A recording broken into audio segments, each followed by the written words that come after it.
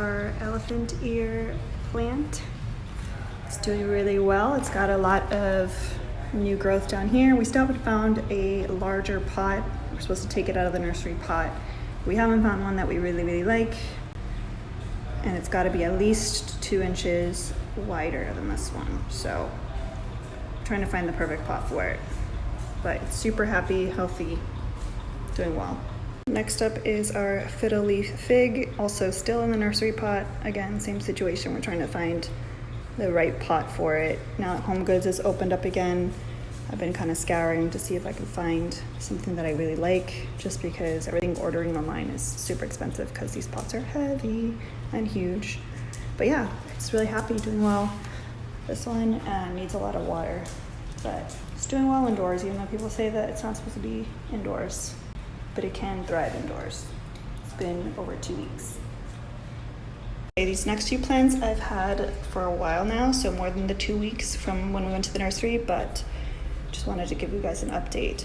This one, I realized I was not watering nearly enough, and it was on the windowsill. It's getting way too much light, so it was kind of dying off, but it's actually coming back to life, giving it lots of water. And the same thing for the Poinsettias.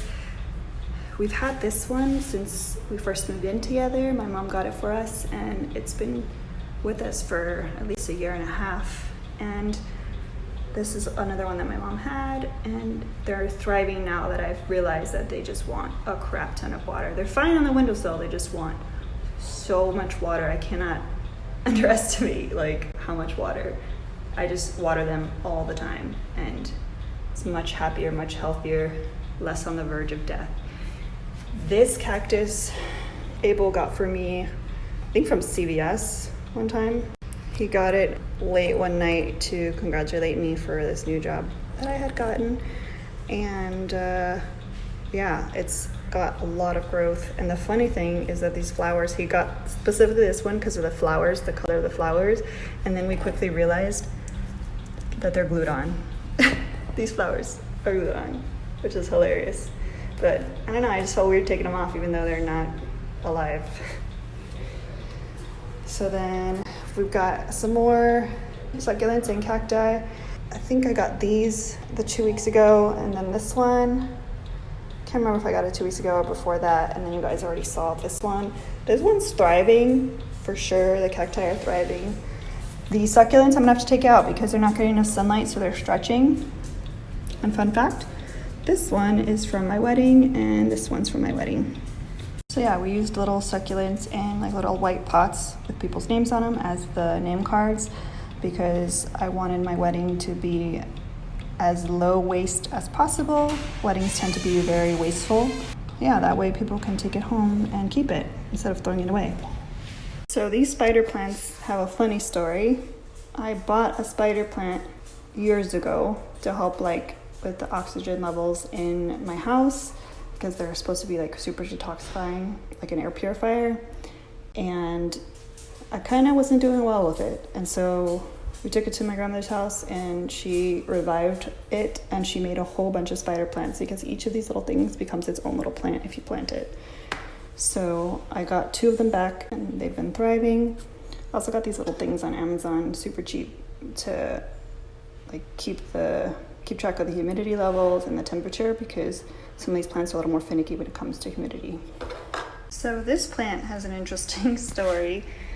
It's thriving now, but there was a day where it literally was completely drooped and all the leaves were curled and sad, and I was like, it's dead. I killed it. And honestly, I thought I had overwatered it because this pot does not have holes in it. So I've been super careful about that. And I sent a picture to my mom, and she's like, I don't know, from here it looks like it just needs water. And I was like, there's no way. The leaves weren't dried. It was just droopy. And like the stems were droopy. And so I was like, whatever, it's pretty much dead. I might as well just water it a ton and see what happens. And within like an hour, it was back to life. The craziest thing. I love this plant.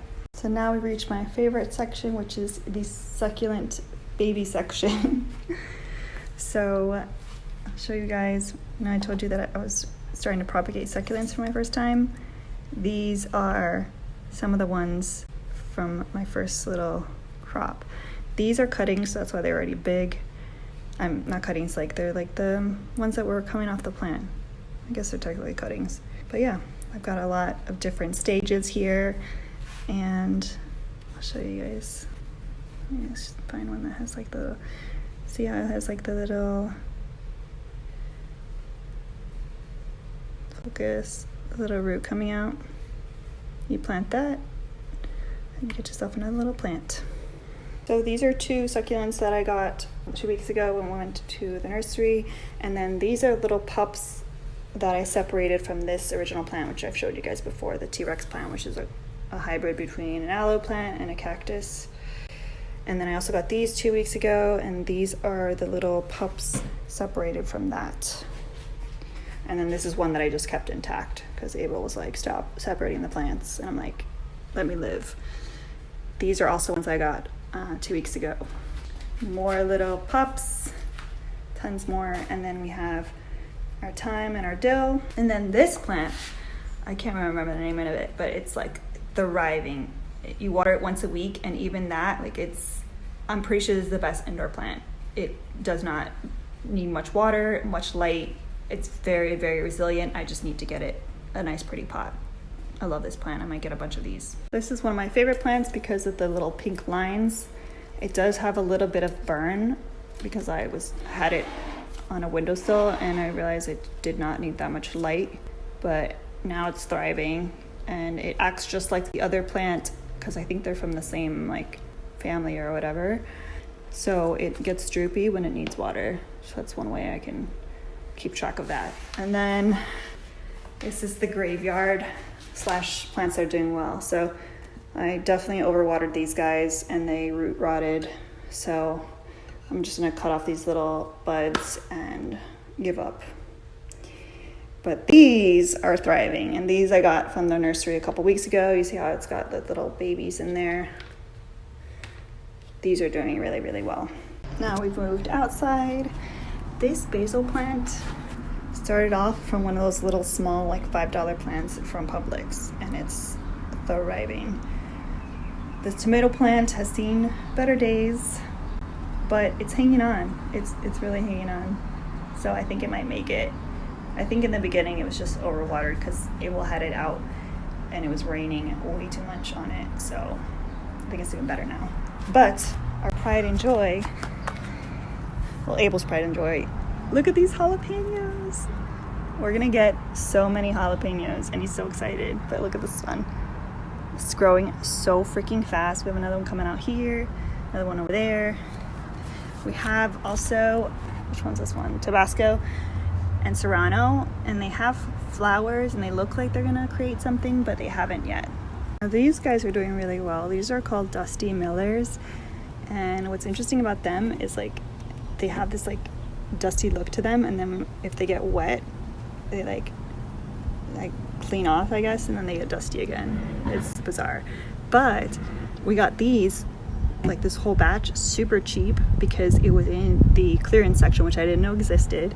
Lowe's like plant department has a clearance section, and yeah, you can get plants that are kind of not doing their best and then take them home and revive them. Like these are doing way better than they were when we first got them, and we just figured we'd take a chance on them, and I don't know, I just think they're cool looking. But yeah, I think that's all of them. Oh no, missing a couple. Next on the agenda we have our snake plant. It's doing well. Really good indoor plant just because it doesn't need a lot of water or light. And then this plant, I'm not sure what this is because Abel got it without me one day and catching up on some Southern charm.